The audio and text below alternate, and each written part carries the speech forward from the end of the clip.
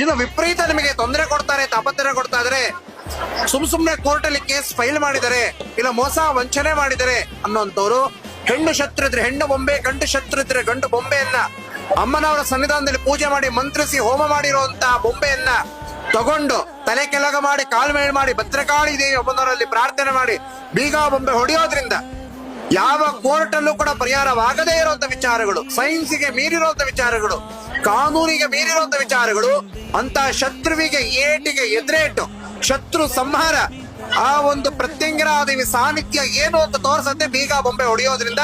ಆ ಏಟಿಗೆ ಏಟೇ ಪ್ರತ್ಯಂಗಿರಾ ದೇವಿ ಸನ್ನಿಧಾನ ಶಿವಮೊಗ್ಗ. ಆ ಬೀಗ ಬೊಂಬೆ ಹೊಡೆಯೋದ್ರಿಂದ ಒಂದು ಅಮಾವಾಸ್ಯೆ ಒಳಗೆ ನಿಮ್ ಕಣ್ಣು ಮುಂದೆ ಕಾಣುತ್ತೆ. ಅಷ್ಟು ಸತ್ಯ ಇಲ್ಲಿ ನಡೆಯುತ್ತೆ.